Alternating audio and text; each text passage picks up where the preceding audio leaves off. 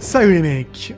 Alors aujourd'hui on va parler d'une saga monstrueusement culte si vous le voulez bien les amis. Une vraie saga. Une qui n'a pas besoin de parler pour te faire passer le message. Une qui débarque sur Terre pas pour conquérir ni pour sauver, mais juste pour te chasser comme du gibier. Parce que bon il y a un peu de temps libre entre deux safaris intergalactiques. Évidemment vous l'aurez compris là il s'agira de Predator. Une franchise créée en 1987 par John McTiernan dans un mélange improbable de testostérone, de jungle et de paranoïa. Et à partir de là, eh bien, le Predator, le Yolta, puisque c'est comme ça effectivement que l'alien se nomme, en tout cas c'est le nom de son espèce, est devenu une icône instantanée, un monstre avec du code d'honneur, une vision thermique et un goût prononcé pour les trophées sanguinolents. Le genre à te découper proprement la colonne vertébrale, pas parce qu'il est cruel, mais parce qu'il te respecte. C'est pas un sadique, c'est un esthète du meurtre. Et à partir de là, Hollywood s'est dit, écoutez, c'est sympathique, ce monstre est charismatique, il est mystérieux, il est terrifiant, il a tout pour rester une légende, et si on en faisait n'importe quoi pendant presque 30 ans? Parce que j'imagine que le titre de la vidéo sera certainement Predator, la chute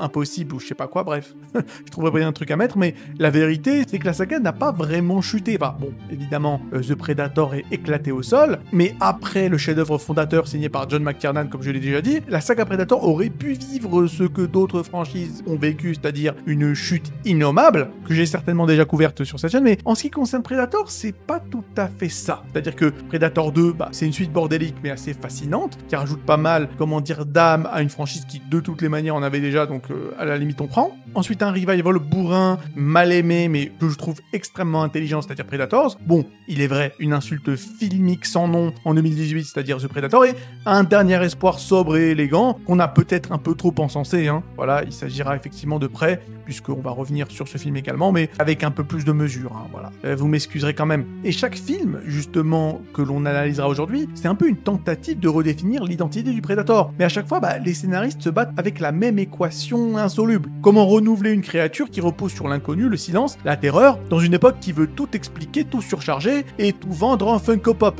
Bon, évidemment, à l'époque de Predator 1, il n'y avait pas de Funko Pop, heureusement, mais voilà.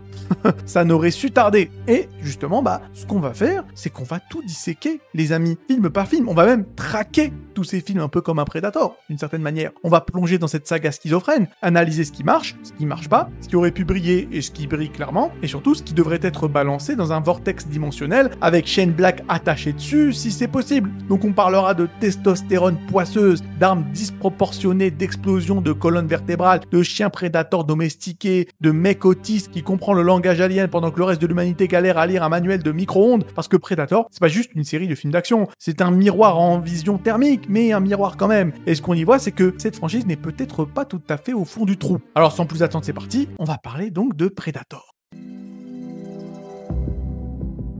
Et évidemment, s'il faut parler de Predator, eh bien, il va falloir pour cela remonter, les amis, si vous me le permettez, en 1987, évidemment, à l'époque où l'ultra-virilité a croisé l'ultra-mort.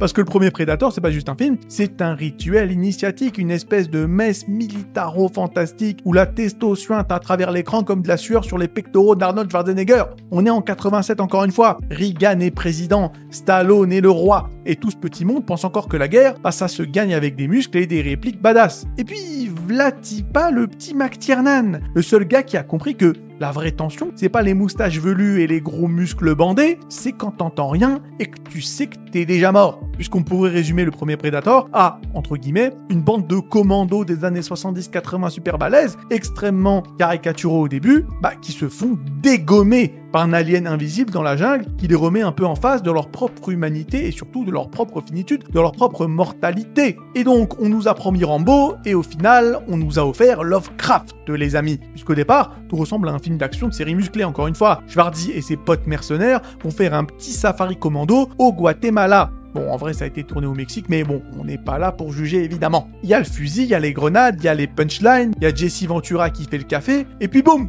le film change du tout au tout, il change de genre en plein vol, les amis. Un peu comme un escargot ou une drag queen, comme un avion de chasse piloté par un scénariste fou. On passe du shoot 'em up de bidas au survival sci-fi métaphysique où même les plus forts finissent éviscérés, empalés et écorchés. C'est clair qu'au niveau de l'ambiance, on repassera, mais ça reste quand même un truc de fou. Encore une fois, Predator, c'est le miroir inversé du héros américain des années 90. Là où Dutch, donc Schwarzenegger, transpire la brutalité binaire, c'est-à-dire tirer, foncer et gagner, le chasseur extraterrestre agit avec méthode, avec patience, et il a même des rituels. Il tue pas les faibles, il ne tue pas sans raison, c'est pas un monstre, c'est un code d'honneur en dreadlocks, même si bon, au niveau du code d'honneur dans le premier film, c'est pas tout à fait construit. Cet honneur sera décerné au second. De toutes les manières, on aura l'occasion de comparer les films entre eux. En tout cas, le film est vraiment bien parce qu'on nous présente des humains vraiment super vénères qui croient maîtriser la jungle avant de comprendre qu'ils ne sont que des lapins dans un champ de mine cosmique. Parce que ce film, je tiens quand même à le dire, c'est une parabole sur l'obsolescence de la force brute et c'est ce qui rend ce film mythique. Au-delà des fameuses scènes cultes et autres répliques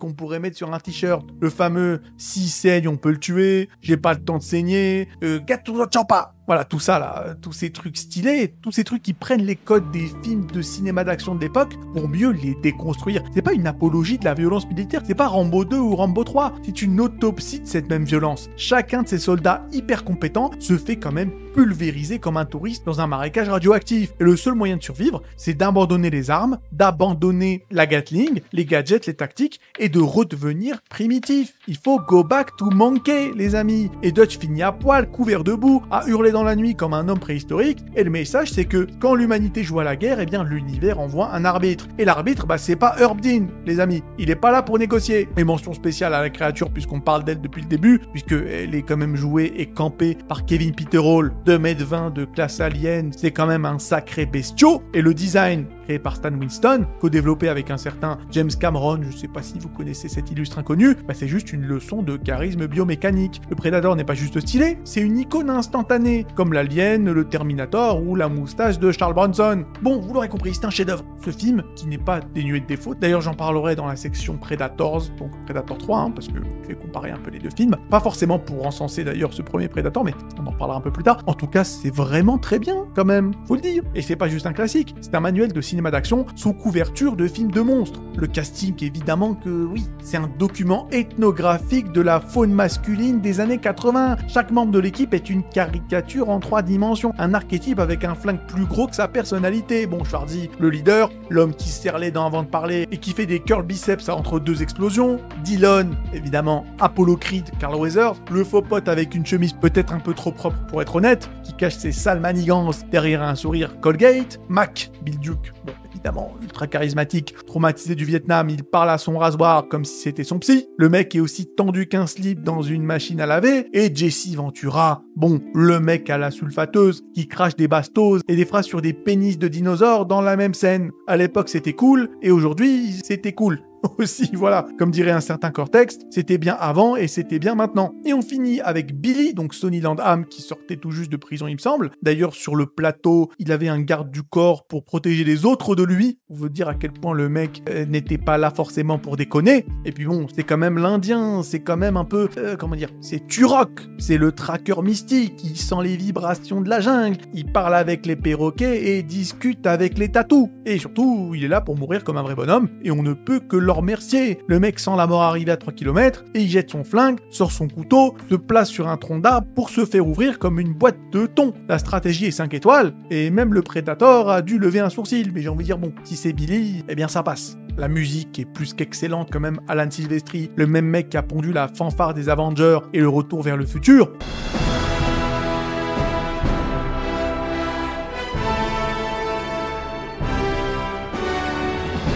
Qui s'initie une bande-son de tension rampante avec des percussions tribales mêlées à des cuivres guerriers, un truc qui bat comme un cœur sous adrénaline. C'est pas juste un fond sonore, c'est un compte à rebours auditif vers ta propre mort. Et le twist final, c'est l'homme contre la bête, sauf que c'est l'homme qui devient bête. Je sais pas si vous me suivez. Parce que quand Dutch balance ses explosifs maison, pose ses pièges et s'enduit debout, instant iconique s'il en est, eh ben on n'est plus dans Commando, on est dans un retour à l'animalité brute, une inversion totale de la hiérarchie. C'est pas le Predator qui est le monstre, c'est l'homme qui redevient fauve, qui devient bête, qui était l'homme, et qui finalement n'est pas le monstre mais le Predator. Et à la fin, le combat n'a presque pas de gagnant, il y a juste 2 entités qui se sont reconnues, et le ciel qui explose en orange comme un avertissement silencieux. Tu crois avoir survécu, mais attends la suite parce qu'il y a au moins 4 films qui vont arriver derrière. Et je veux dire, si on parle des coulisses, franchement, je vous le dis, c'est un Delbord fascinant. Je vous conseille d'ailleurs l'excellente vidéo de Kiss et H sur ce film. de toutes les manières, qui CH, ce sont des frérots. Voilà, allez leur dire bonjour de ma part, ça me fera plaisir. Et ils ont fait une super vidéo sur ce film, justement. Voilà, je vous conseille d'aller la regarder. Mais en gros, à la base, la créature devait ressembler à une espèce de poulet géant joué par Jean-Claude Van Damme avec une tête d'insecte assez ridicule. Oui, TCVD, effectivement. Il pensait qu'il allait pouvoir faire des high kicks et se battre avec Schwarzy, mais on lui a expliqué que bah non, en fait, il allait juste crever de chaud dans un costume en latex avec des ventouses. Et le mec a quitté le tournage sur ces mots en hurlant à l'injustice. Heureusement, Stan Winston a redesigné le design du Predator pendant un vol avec James Cameron, qui lui a soufflé l'idée des mandibules. Comme quoi, même dans l'avion, Cameron reste encore opérationnel. Donc voilà, Predator, malgré tous ses muscles, parle quand même de peur primitive. Il remet l'humain limite à sa bonne place. Et il ne surexplique rien, il n'y a pas de backstory inutile, il n'y a pas de je sais pas quoi, de dialogue alambiqué, de trucs amphigoriques, il y a juste un monstre, une jungle, des mecs, et la mort qui rôde. C'est épuré, brutal, intelligent, c'est un peu un piège à ours qui te cite Nietzsche, en fait. Et c'est sur ces mots, les amis, que l'on va passer à Predator 2, sorti en 1990, le moment où quand même Hollywood s'est dit, bah les gars, et si on prenait le plus grand chasseur de l'univers et qu'on le foutait dans un épisode de Miami Vice en enfer? Et c'était à la fois une mauvaise idée et une idée géniale en même temps. Et le film, comme son héros Danny Glover, qui clairement était peut-être un peu trop vieux pour ses conneries, a deux faces, comme les deux faces d'une pièce, un torse musclé et un masque tribal, mais de l'autre côté, il y a Los Angeles version insomnie sous crack et Danny Glover qui, bon, voilà, fait du Danny Glover. Bon, je vous pose le décor. Vous me pardonnerez, puisque là on est encore en 90, je l'ai déjà dit, 3 ans après l'original. Il y a plus de Schwarzenegger, plus de jungle, plus trop de subtilité non plus. À la place, on a un Los Angeles un peu futuriste, surchauffé, gangréné par la guerre des gangs, avec des flics en sueur, des cartels colombiens possédés par des esprits vaudous, et un Predator qui s'est dit, bah écoutez, Los Angeles c'est comme la jungle, mais il y a de la coke gratuite, donc autant rester un peu. Et ce deuxième volet, réalisé par Stephen Hopkins, le mec qui pondra plus tard Lost in Space et quelques épisodes de 24 heures chrono, bref, ça annonce le niveau, et le niveau est pas forcément, comment dire, super bon, bah ça reste quand même un vrai film de son époque. Il est bruyant, il est moite, il est surstylisé, saturé de néon, complètement bourré, mais pourtant je trouve qu'il est quand même relativement sympathique. Et oui les amis, je l'ai dit, on ne m'appellera plus Yaji les Gris, mais bien Yaji le Juste, évidemment. Donc alors, déjà, Danny Glover, qui remplace Schwarzenegger, je l'ai déjà dit, c'est le héros qu'on n'attendait pas, mais qu'on mérite quand même. Donc fini les muscles gonflés à l'hélium, place à Mike Harrigan, flic borderline, transpirant de stress, en sueur dès le premier plan, trop vieux pour cette merde, encore une fois, c'est l'anti-Schwarzy par excellence. Là où Dutch sautait d'arbre en arbre les foufous salaires en lançant des punchlines, Harrigan grimpe des immeubles en se plaignant des escaliers. Et c'est justement ce qui rend le personnage vraiment attachant. C'est pas un super-héros, c'est juste un flic usé, désabusé, à moitié en dépression et l'autre moitié quasiment à la retraite, qui lutte contre des gangs, ses supérieurs, et maintenant un alien invisible qui décapite les mecs sur les toits. Autant dire que sa journée commence relativement mal. Et la plus grande réussite du film, enfin l'une des plus grandes réussites du film, c'est de transposer le concept du Predator à un milieu urbain anarchique, où la violence humaine est déjà hors de contrôle. Le Predator n'est plus une menace exotique venue déranger un commando, et surtout l'exterminer. C'est une extension logique de la sauvagerie urbaine ambiante. Ici tout le monde est armé, ici tout le monde est à cran. Les rues ressemblent à un battle royal sponsorisé par la NRA, et les flics se battent à coups de fusil à pompe dans des immeubles croulants. Le Predator ne débarque pas comme un envahisseur, mais un peu comme un touriste fasciné, en mode, ben les mecs, vous vous tuez déjà entre vous, laissez-moi un peu, finalement, j'aimerais apporter mon petit couteau laser s'il vous plaît, merci, et laissez-moi un peu, des hors-d'œuvre quoi. Et le film est vraiment bourré d'idées, et de cocaïne scénaristique évidemment, puisque ce qui frappe, encore une fois, c'est le foisonnement d'un peu tout. Il y a des idées bonnes, il y a d'autres idées relativement mauvaises, bref, on va en parler. Déjà le Predator qui escalade les immeubles et file comme Batman sous je ne sais quelle substance, c'est stylé. Le vieux pistolero des gangs colombiens qui fait des rituels vaudou à moitié nu dans une chambre froide, c'est unique. Et le laboratoire high-tech dans un abattoir réfrigéré par Gary Busey en costume de techno-commando, bah là, on touche carrément à la poésie expérimentale. Et mention spéciale encore une fois à Gary Busey, qui d'ailleurs incarne un agent gouvernemental nommé Peter Keyes, en charge de capturer la créature, et pas capturer, bah en fait juste la tirer dans une chambre de viande congelée pour le mitrailler avec des lasers portatifs. Ouais, c'est aussi bête que ça en a l'air, et ça foire magistralement, vous l'aurez compris. La scène du métro est aussi culte, avec le Predator qui massacre des passagers d'un métro parce qu'ils sont tous armés. Bah, parce que oui, dans ce Los Angeles dystopique, tout le monde dégaine pour un rien. Résultat, l'alien voit un chasseur potentiel à chaque station. C'est une satire involontaire, vraiment intelligente, de l'Amérique surarmée, ou alors c'est juste le chaos qui a pris une forme humanoïde et qui s'est mis à découper des gens entre deux rames. Je ne sais pas vraiment comment interpréter la chose, mais je préfère la première option. Et la fin, waouh, la fin, elle est bien. La fin est bien. C'est une claque de l'or intergalactique, puisque là on a Harrigan qui poursuit Predator dans les égouts, se bat avec lui dans son vaisseau et le tue avec avec une espèce de lame boomerang de l'espace. Et là surgit tout un groupe de Predators, sortis de nulle part, genre team de paintball cosmique. Et là, clou du spectacle, un vieux pistolet flintlock de 1715 lui est offert en gage de respect. Traduction, bravo petit humain, t'es peut-être trop asthmatique et t'es peut-être un peu trop vieux pour ces conneries, mais t'as quand même notre respect. Et un souvenir pirate, bisous. Bon, bien sûr, voilà, pour ceux qui ont vu le tout dernier Predator, donc Prey, vous savez que ce petit pistolet flintlock, eh bien, on le reverra. On le reverra vers la fin de la vidéo. Bref, ce geste en 1 minute ouvre tout un univers mythologique. On comprend que les prédateurs chassent les humains depuis des siècles, que c'est pas un incident, mais c'est une tradition. Bon, le seul souci, c'est que de ce lore, aucun des films suivants, à part le dernier, ne saura vraiment quoi en foutre. Bon, ça, c'est un peu chiant. En tout cas, voilà, Predator 2, c'est une suite bordélique. Vous voyez effectivement que je ne sais pas vraiment où me placer avec ce volet, mais j'ai quand même apprécié. C'est-à-dire que c'est un peu comme un cocktail fait par un barman sous pression. C'est peut-être un peu trop sucré, c'est peut-être un peu trop fort et c'est certainement servi dans un verre un peu fissuré, mais tu te dis, ok, mais c'est bizarre, mais j'ai jamais goûté ça ailleurs. Et le film a ses défauts, mise en scène parfois illisible, bon, trop hystérique et humour qui tombe à plat, mais il tente quelque chose de différent et rien que pour ça, respect. C'est le film que personne demandait, mais qui ose malgré tout étendre l'univers. Et c'est là où on va toucher du doigt, et après ça on partira directement sur la partie, j'imagine, la plus controversée de la vidéo, puisque là il s'agira de Predators, mais vous inquiétez pas, on va y aller. On va parler maintenant de ce que je considère comme étant la meilleure partie de Predator 2, et je dirais même la partie qui pourrait éventuellement, servir d'argument pour dire que Predator 2 est meilleur que le 1. C'est pas ce que je pense, évidemment, on va se calmer. Mais en tout cas, c'est quelque chose qui, moi, personnellement, me plaît et qui n'est pas trop visible dans le premier. Et je vais vous le dire, je vais arrêter de tourner autour du pot. C'est-à-dire le code d'honneur des Yolta, donc le code d'honneur des Predators. Alors, dans le premier film, c'est pas quelque chose qu'on voit vraiment. Bon, on le voit peut-être à un moment donné, lorsque le Predator choisit sciemment de ne pas tuer la femme, l'espèce de Latina. Il l'épargne, ok. Mais on ne sait pas vraiment pourquoi. On se dit peut-être que c'est parce que c'est la seule fille du film, donc John McTiernan voulait peut-être pas la tuer.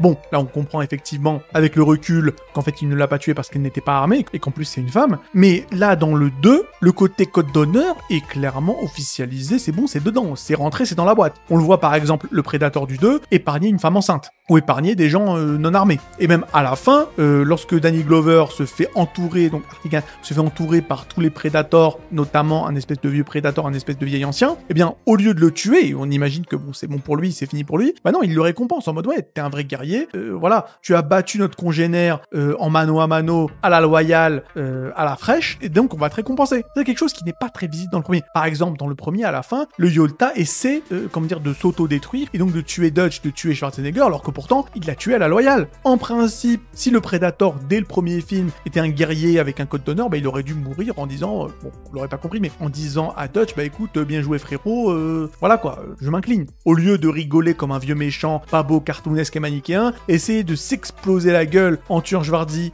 dans la foulée, juste parce que bah, c'est un mauvais joueur. C'est quelque chose que j'ai pas forcément vraiment apprécié dans le 1, que pourtant j'aime beaucoup, de toutes les manières, on en parlera un peu plus tard, quand on parlera de Predators. Bon, je vais arrêter de vous teaser, Predators est pour moi le meilleur film de la saga. Voilà, je l'ai dit, vous pouvez quitter la vidéo si vous le souhaitez. Voilà, je sais très bien qu'on va me dire, oui, bah Yaji, nanani, tu veux pas faire comme les autres, tu veux te faire remarquer, tu veux faire le malin. Écoutez, j'ai les goûts que j'ai, voilà. Et pour ceux qui me connaissent, mon trope préféré, c'est-à-dire le vilain protagoniste, le protagoniste Journey to Villain, donc le protagoniste méchant, bah évidemment que Predator ça allait être mon préféré puisque le personnage principal est la pire raclure de la saga. Donc forcément que j'allais kiffer. Bref, toutes les manières, écoutez, je vous spoile pas tout maintenant. On va commencer à parler du troisième film et je vous le dis, voilà, vous n'êtes certainement pas prêts.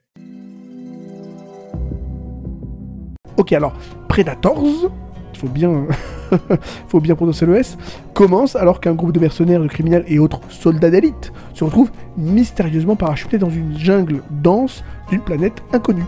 Rapidement, ils réalisent qu'ils ont été choisis pour devenir les proies d'une espèce de nouvelle race / nouvelle classe de prédateurs. Au fil de leur lutte pour la survie, ils découvrent qu'ils sont au centre d'un jeu de chasse impitoyable orchestré par ces créatures extraterrestres. Et Royce, donc notre protagoniste, un mercenaire froid et calculateur, prend de facto le rôle de leader du groupe et les conduit dans une série d'affrontements mortels, afin de survivre coûte que coûte, vaille que vaille même, aux innombrables pièges et autres bêtes féroces qui pullulent sur toute la surface de cette planète, tout en essayant d'en apprendre davantage sur les mystérieuses créatures qui les prennent en chasse. Le film tente ainsi de capturer l'essence brutale et le côté un peu survie du premier film, réalisé encore une fois, je le répète, par McTiernan, tout en explorant plus avant le lore des chasseurs extraterrestres. Bien que, comme je l'ai dit, ça n'a pas vraiment fonctionné avec le public, hélas. Mais ça a fonctionné du tonnerre avec moi, je vous le dis tout de suite. Enfin voilà, vous l'aurez compris, tout ça ne va aucunement m'empêcher de vous expliquer simplement, en fait, pourquoi Predators devrait être, à mes yeux, considéré comme étant une suite plus que valable du premier film, et même un peu plus, hein, voilà, si je puis me permettre. Alors, tout d'abord, et il faut le dire, les films d'action hollywoodiens nous a habitués quand même à des personnages super clichés et remplis à ras-bord de poncifs, frôlant parfois avec l'excès de beaufry. Et déjà, Predators, directement, hein, voilà, se détache immédiatement de tout ça, puisqu'il nous offre, direct, hein, un mélange détonnant qui renouvelle les codes, prenant le pari audacieux de renverser les attentes et d'ainsi nous proposer un casting qui bouscule les stéréotypes éculés.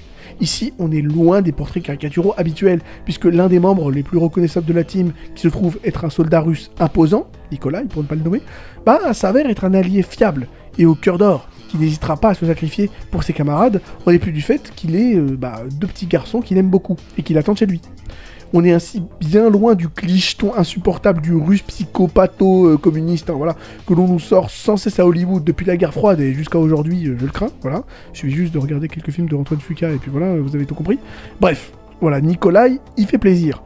À côté de ça, on a un combattant musulman, donc Mombasa, pour ne pas le nommer, qui de la même façon dégage une sympathie et une sagesse inattendue. Et ce, malgré son apparence intimidante, s'éloignant, encore une fois, du lieu commun du terroriste sanguinaire, fanatique et obscurantiste. Puisqu'il ira même jusqu'à sauver un membre du groupe qui a essayé de le tuer. Donc voilà, quoi. Bon. Et ce détournement scénaristique continue même avec le personnage du prisonnier, dont je viens de vous parler, hein, qui a été sauvé par Mombasa au début du film, et qui de prime abord nous apparaît vraiment comme une raclure sans foi ni loi, et qui finalement se révèle être prêt à se sacrifier pour la survie des autres, hein, quand il essaie effectivement de planter le chef des Predators, et qui demande aux autres de se barrer. Voilà. Aussi autre chose avec le prisonnier, lorsque, bon, spoiler, Mombasa se fait tuer, eh bien, le premier à dire, putain, mais merde, comment ça, parce qu'il s'est fait tuer effectivement à cause de Royce, hein, qu'il a utilisé comme appât, bref, on parlera effectivement de ce gros salopard de Royce un peu plus tard dans la vidéo, de toutes les manières, c'est la raison numéro 1 pour que j'aime ce film. Bref, eh bien, tu verras effectivement le prisonnier qui, bon, pourtant au début essayait de tuer Mombasa, comment ça va dire, putain, le mec il est mort pour rien, quoi. Voilà, et on lui dit, ouais, mais tout à l'heure t'as essayé de le tuer, et bon, le prisonnier répondra direct au tac au tac, oui, mais c'était tout à l'heure, maintenant c'est une autre histoire. Voilà, donc ce qui sous-entend qu'en fait, le prisonnier en fait évolué, quoi, et qui est devenu, comment dire, c'est un peu attaché à Mombasa. Bref, vous avez compris, les personnages sont beaucoup plus complexes, on veut bien nous faire croire. Et cette subversion des archétypes octroie à Predators une saveur particulière, éloignant le film des clichés pour offrir un récit plus riche et nuancé, se rapprochant effectivement des personnages du premier opus de la franchise. Puisque ces personnages, d'abord présentés comme étant des archétypes, hein, des gros militaires bien burnés, là je parle du premier Predator, à la mode des films d'action bourrins des années 80, sauf que bon, ils finissent par n'être rien d'autre que de simples proies terrifiées. Donc voilà, rien qu'à l'époque du premier Predator, il y avait effectivement un espèce de détournement des clichés, et là, voilà, on peut le dire clairement, Predators, donc le troisième opus, s'inscrit dans la continuité du premier volet. Et je le répète, encore une fois, les personnages de ce film, donc Predators, hein, envoient tout simplement du bois. À un moment, faut quand même dire les termes. Et voilà, il n'y a pas besoin de 3 tonnes de dialogue pour faire que certains persos marquent les esprits. Prenons par exemple le personnage du Yakuza, dénommé Hanzo, le gars qui a à peine 1 ou 2 lignes de dialogue, et pourtant, pour moi, je vous le dis, il est caractérisé de façon exemplaire, s'imposant par sa simple présence, incarnant l'archétype du guerrier stoïque avec une efficacité redoutable. Et quand on lui demande pourquoi il est si silencieux, il répond tout simplement que par le passé, il s'était montré trop bavard, et il le fait en montrant ses 2 doigts coupés. Et c'est bon, ça suffit plus ou moins pour cerner le personnage.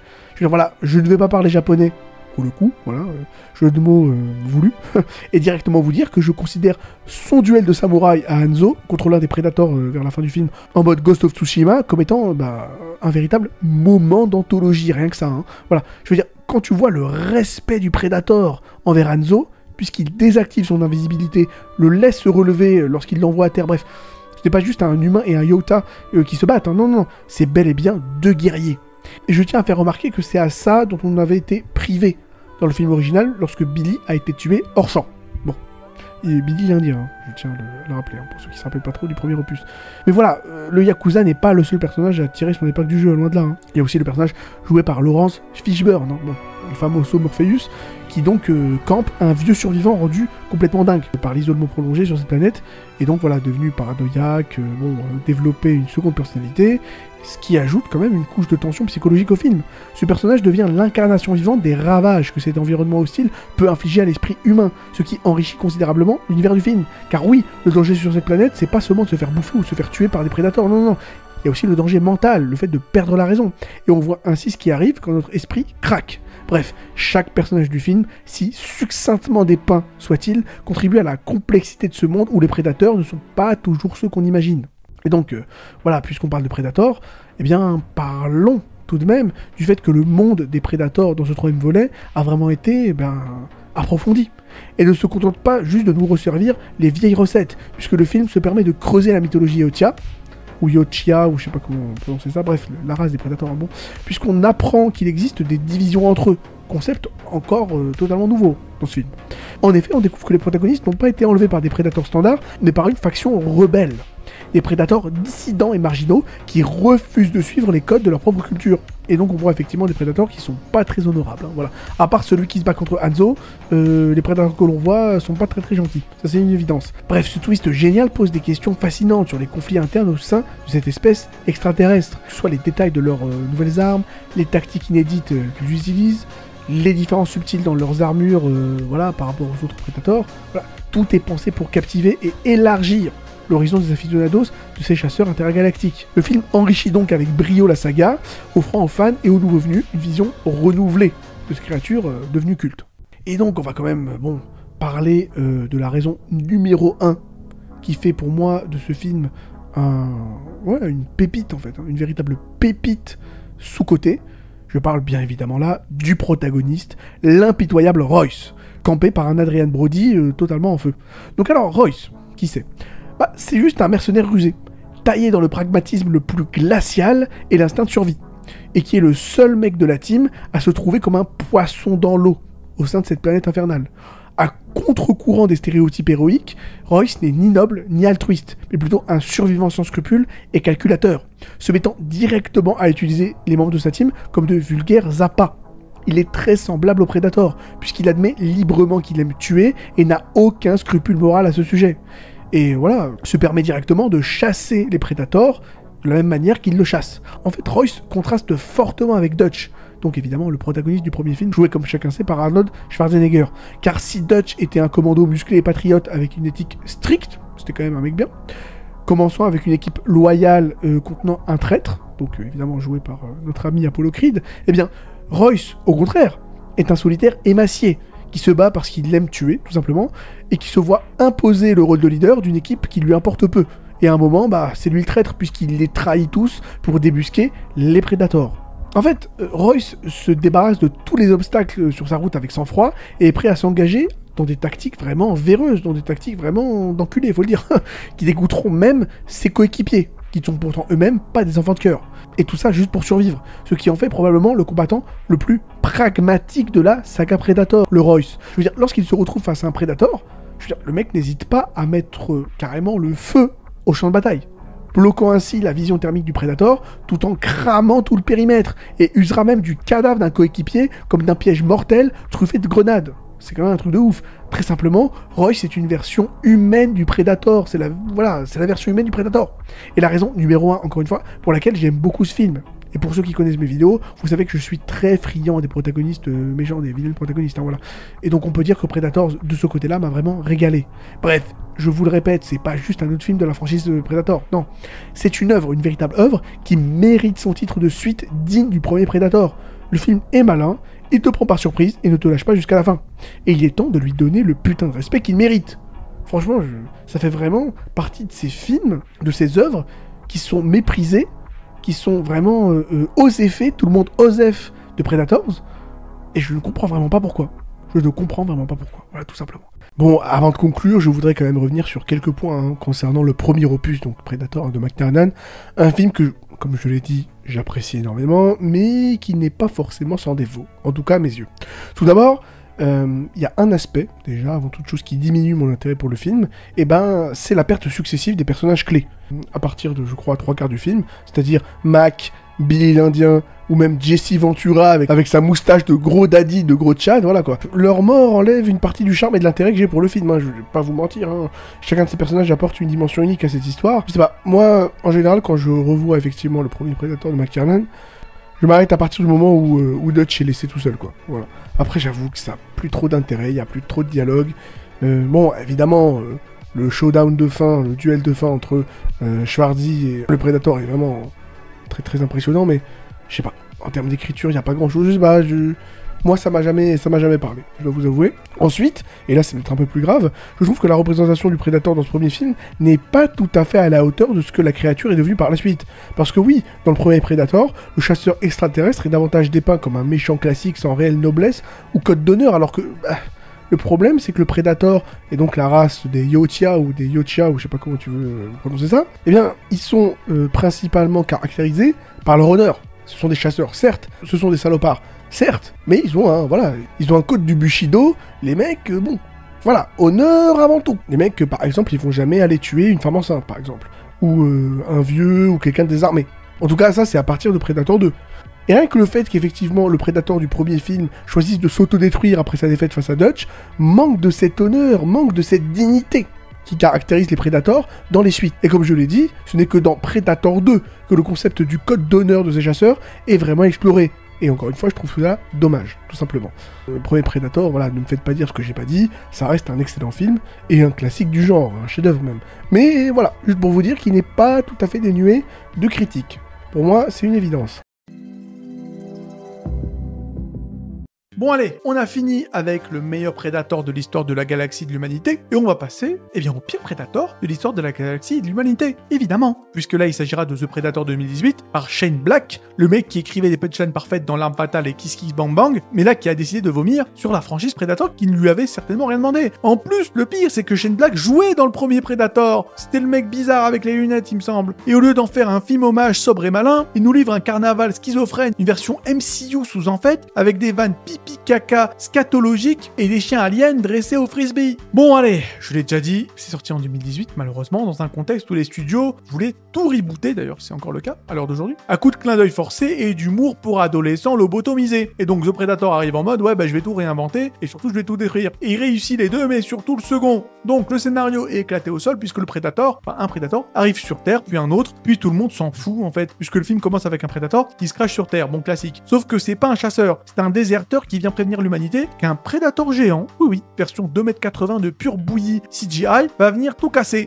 Alors déjà ça commence mal, parce que pourquoi le Predator gentil se pointe-t-il pour nous aider? Pourquoi pas un mail, un pigeon voyageur, un pigeon galactique voyageur bien sûr? Pourquoi il faut qu'il vienne faire de la motocross intergalactique et s'écraser comme un abruti dans la banlieue? Et franchement, les mecs, au niveau du casting, c'est quand même complexe. Je veux dire, Boyd Holbrook, le héros le plus plat depuis une planche avec des Smarties dessus, sans déconner, il a moins de charisme qu'un sandwich triangle. Il joue un sniper américain qui récupère l'armure du Predator, par accident évidemment, et l'envoie par la poste à son fils autiste. Oui, par la poste, et oui, à son fils autiste. C'est pas une métaphore, c'est littéral, hein. Et le gamin autiste pirate la technologie alien, parce que chez Shane Black, le spectre autistique égale super hacker génial, trop stylé de la mort qui tue, de Rain Man sur 20. Et donc ce gamin de 10 ans va comprendre le langage des Predators mieux que toute l'armée américaine réunie. Je répète, ceux qui peut-être dorment au fond de la classe, un gamin comprend le fonctionnement d'une race extraterrestre multimillénaire parce qu'il est bon en casse-tête et qu'il a du mal à se socialiser. C'est le truc le plus stupide depuis Robocop 3 avec la gamine de 6 ans qui arrive à hacker le gros robot. Et pour accompagner notre Boyd Holbrook national, on a droit à une équipe de vétérans militaires atteints de troubles mentaux, qui d'ailleurs ils s'appellent eux-mêmes les Loonies en version originale, c'est-à-dire des malades mentaux comiques, et parce que rien ne dit respect du trauma militaire, comme un schizophrène qui parle au mur, un mec qui raconte qu'il a tué son officier instructeur parce qu'il ronflait, et un autre gars qui souffre du syndrome de la tourette et qui insulte tout le monde pour le lol. C'était censé être des sidekicks rigolos, c'est surtout des marionnettes d'humiliation écrites par un scénariste qui a dû regarder Vol au-dessus d'un nid de coucou en accéléré et sous kétamine. Et les chiens Predator, non mais sans déconner, je crois que c'est la pire idée depuis Jar Jar Binks. Je sais pas si vous vous souvenez des créatures sauvages et mystérieuses ultra stylées du meilleur film de la saga, c'est-à-dire Predators, sorti en 2010 parce que c'est le meilleur film de la saga. Bah là, on a pire. On a des chiens aliens croisés avec des pastèques qui viennent mâchouiller des obus et suivre les héros comme des Golden Retrievers. À un moment, l'un des chiens reçoit une balle dans le crâne, ce qui a pour effet de le rendre gentil. C'est qui? C'est Son Goku. Il devient littéralement leur animal de compagnie. C'est pas une métaphore, c'est dans le film, les amis, regardez. Allez lire le script. Je vous demanderai même pas de regarder le film, quoi. C'est pour vous dire à quel point j'ai du respect pour vous. Et dans l'un des moves les plus risibles du film, on découvre Olivia Moon, une espèce de biologiste de métier, qui au bout de 10 minutes manie des fusils d'assaut, saute sur des camions en marche et combat les Predators à main nue. Elle est censée représenter la science, entre guillemets, attention, science! Mais elle passe son temps à tirer sur tout ce qui bouge et à courir comme si elle avait fait Fort Boyard en entraînement militaire après avoir fusionné avec La Boule, Passepartout et le grand-père du père Fouras. Et à la fin, on a droit à l'antagoniste ultime, c'est-à-dire le Predator amélioré, version Godzilla petit format, tout en images de synthèse dégueulasse, sans charisme, sans logique. Franchement, c'est de la caillasse, les amis. Il a des gènes humains, des gènes Predator, probablement une application mobile et un compte TikTok aussi, je sais pas. Il veut le gamin autiste, pourquoi on sait pas, on s'en fout. Peut-être pour l'inscrire à une compétition d'échecs intergalactiques, en fait, je m'en bats les steaks. Et bien sûr, le Predator géant meurt d'une manière débile, piégé par un câble, un treuil et une explosion. Je sais plus, je m'en fous. C'est filmé avec l'énergie d'un tuto bricolage raté. Et parce qu'Hollywood a besoin de teaser des suites qu'il fera jamais, le film se termine sur un cadeau laissé par le Predator gentil, une armure cybernétique qui transforme les humains en super chasseurs, une espèce de Predator Iron Man qui ressemble à un skin Fortnite gratos avec des blasters au poignet. On sent la volonté de faire une franchise, mais on sent surtout la défaite artistique la plus totale qui soit. Et donc, The Predator, c'est pas juste un mauvais film, c'est une trahison, mes petits amis. Ça a quand même été fait par quelqu'un qui connaissait l'ADN de la saga. Le mec, il était là, Day One, Shane Black. C'était le patient zéro. Il était, je sais pas, il était là. Et il a pourtant décidé de remplacer le Predator par du Red Bull, par des blagues de collégiens, par un script de série annulé et puant. Ce film, c'est le Predator avec un nez rouge et une corne de licorne. Il fait pas peur, il fait pas réfléchir, il fait même pas rire. Il pue la merde, les amis. Il pue sa race, il pue. Bon, on va se calmer, les amis, si vous me le permettez. Et on va parler d'un film qui est sorti en 2022. Voilà, un film à petit budget, un film qui a de grandes ambitions, un film qui veut retourner aux sources et qui y arrive, enfin presque, puisque là il s'agira de Prey. Bon, c'était censé être un projet secret à la base. Tourné sous le nom de Skulls, vendu comme un survival historique et produit dans l'ombre de Disney+. Le film débarque comme un ninja dans le catalogue d'un service de streaming et il a surpris tout le monde. Il n'y a pas de muscles, il n'y a pas de blagues, il y a juste une meuf, un Predator et une nature assez sublime qui n'attend que d'être souillée par du sang vert fluo. Et vous savez quoi ? Eh ben ça marche, enfin plus ou moins. Et pas sans quelques erreurs. Parce que quand un film joue la sobriété, là ça peut vite basculer dans de la prétention minimaliste et on n'y est pas loin. Bon allez, le film suit Naru. Et non pas Naru de Lovina, bande de petits pervers, mais bien Naru, la jeune chasseuse Comanche, interprétée par Amber Midthunder, qui rêve de prouver qu'elle est aussi capable que les hommes de sa tribu. Bon, évidemment, voilà. On est en 2022, WOKE, voilà. Et ça rime en plus. Ce qui, dans le contexte, équivaut à dire, bon voilà, je vais aller me battre contre un alien de 2m40 avec des mandibules et une tronçonneuse au poignet. Et bien sûr, tout le monde dans sa tribu lui dit qu'il faut qu'elle reste à la cuisine. D'ailleurs, je devrais pas dire ça, hein. Vous savez que j'ai une vidéo Hunter x Hunter qui a sauté à cause de ce même, hein. Vous savez, l'espèce de pasteur, là, le pasteur noir qui tique les femmes, bon voilà, dans une certaine partie de la maison. Ben, j'ai perdu ma YouTube monnaie et ma daronne n'a pas pu être mise à l'abri. C'est une tragédie. Enfin bref, passons à autre chose. Bon, voilà, vous savez plus ou moins ce que je pense, hein, du progressisme dans les films. En tout cas, le film reste sympathique malgré tout ça. Ne serait-ce que parce que il y a un chien dans ce film et ce chien est sympathique, il est même plus utile que la plupart des autres persos. Et même ce Predator est cool, hein. Enfin je veux dire, excite le Predator technologique des années 2010 et même des autres années. Là on a une version un peu plus préhistorique, hein, moins bardée de gadgets, un Predator, du Moyen-Âge quasiment. Bon, il a encore quand même au camouflage optique, parce que bon, faut pas abuser, mais son arsenal est plus brut, plus tribal et plus vicieux. Fini les lasers, là il a des flèches téléguidées. Le masque, bah, c'est un crâne d'animal alien qui donne au monstre un look post-apocalyptique tribalo-gothique qui est vraiment du plus bel effet. Il découpe des ours à main nue, des loups, des trappeurs, des gens, des trucs. Il déchire l'écran. Ce Predator là est vraiment bon, quoi. Il te donne envie de le fuir, de le regarder, de l'affronter et de l'applaudir. Tout ça en même temps. Et c'est logique parce que tu comprends que, comment dire, les Predators ont amélioré leur technologie à force de se frotter avec les humains et, bon, j'imagine d'autres aliens qu'ils ont traqués au fil des siècles et au fil des millénaires. Et plus ils se frottent à la compétition et plus ils améliorent leur technologie. C'est tout à fait intéressant et Prey le montre de très bonne façon. Voilà, c'est bien. Et Prey, c'est justement la leçon que Shane Black aurait dû prendre. Parfois, bah, tu filmes un arbre, tu filmes un cri, tu filmes une flèche et ça suffit à faire monter la tension. Et oui, le film est très épuré